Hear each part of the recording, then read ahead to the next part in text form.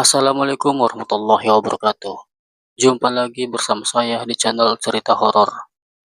Terima kasih buat semua teman-teman yang sudah subscribe untuk mendukung channel ini. Kali ini saya akan membagikan cerita yang berjudul Rumah Terkutuk yang ditulis oleh Umi Kurnia Fardi. Tanpa berlama-lama, langsung saja kita simak cerita berikut ini.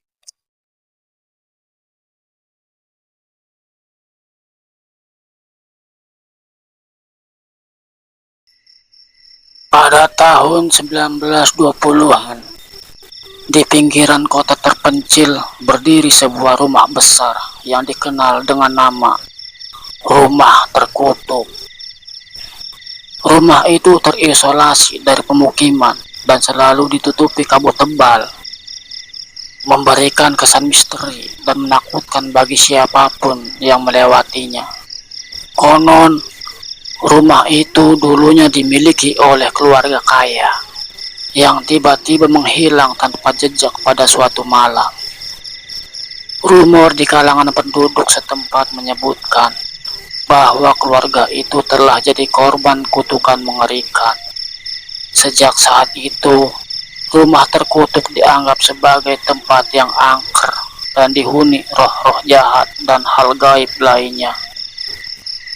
Waktu demi waktu, cerita tentang rumah terkutuk terus berkembang, menambah daya tarik misterius pada tempat itu. Hingga suatu hari, sekelompok teman petualang memutuskan untuk mengunjungi rumah itu dan mengungkap kebenaran di balik legenda tersebut. Kelompok petualang itu terdiri dari 5 orang. Maya, pemimpin kelompok yang pemberani. Ana, wanita berani yang senang dengan hal-hal supranatural. Tasya, seorang peneliti paranormal. Derry, pria yang skeptis namun penasaran. Dan Hasanah, yang terkenal dengan intuisinya yang tajam. Pada malam yang dingin dan berkabut, kelompok tersebut berangkat menuju rumah terkutuk. Mereka menggunakan peralatan paranormal untuk mencatat dan merekam segala aktivitas yang mereka temui. Semua merasa campur aduk, campuran antara ketakutan dan kegembiraan menyelimuti mereka.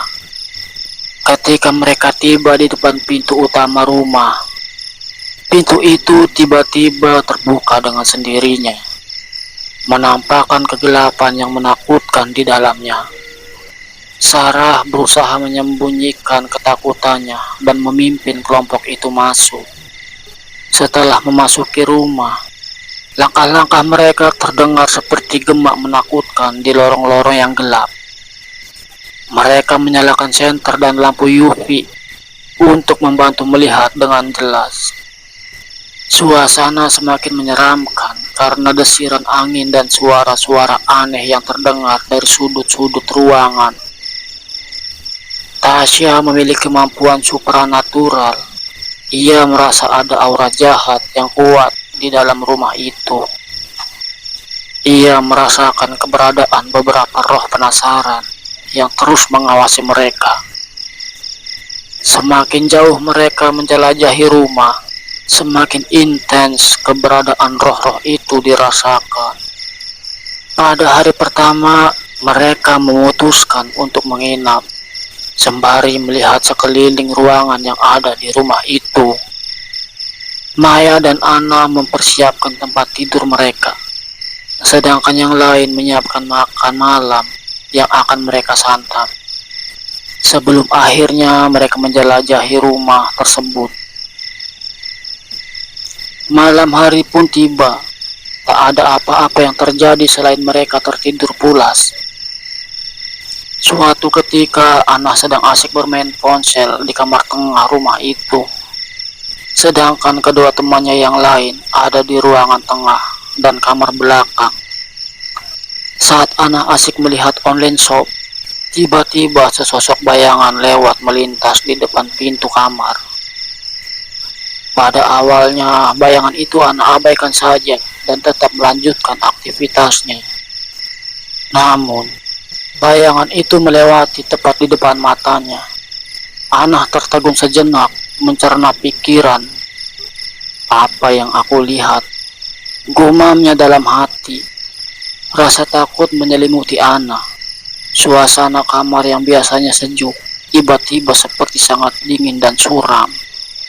Sejenak, Ana menghentikan aktivitasnya, mencoba menenangkan pikirannya yang mulai kacau. Saat Ana mencoba untuk tenang, tak jauh dari depan kamar, Ana mendengar Derry memanggil namanya. Ana terdiam sejenak hingga Ana membalas panggilan itu, dan tidak ada jawaban. Ana yang tadi mulai merasa bahwa kamar itu sudah tidak enak, akhirnya mencoba untuk bangkit, lalu berjalan keluar kamar. Ana berjalan perlahan keluar.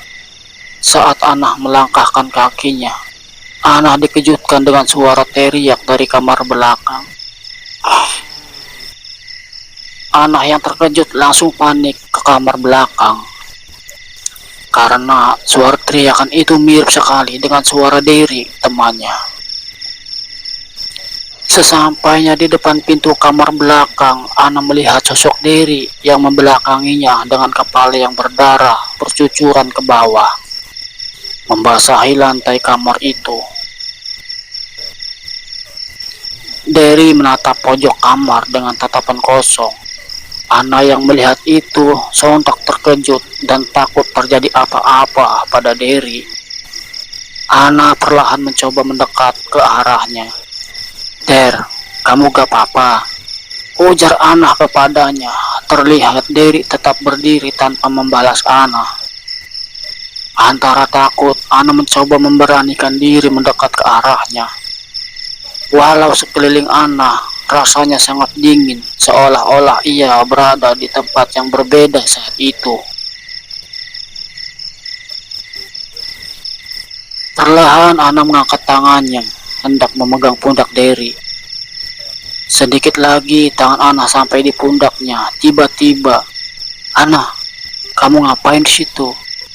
Ana terkejut bukan main mendengar suara Derry yang berada di belakangnya. Saat Ana menoleh, ia melihat sosok Derry yang berdiri seolah kebingungan melihatnya. Sesaat kemudian Ana membalikkan untuk menoleh lagi ke arah pojok kamar itu. Ternyata sosok yang ia lihat tadi hilang, lenyap begitu saja dalam hitungan detik. Rasa takut akhirnya menyelimutinya dari ujung kepala sampai ujung kaki. Kemudian teman-teman yang lain datang menenangkan Ana yang terlihat syok. Kejadian itu tidak diceritakan Ana pada siapapun sampai pada hari berikutnya. Pada hari berikutnya mereka memutuskan untuk melakukan sesi spiritisme di salah satu ruangan yang dikenal sebagai ruang hitam. Ruangan itu konon menjadi tempat aktivitas paranormal paling intens di rumah terkutuk itu.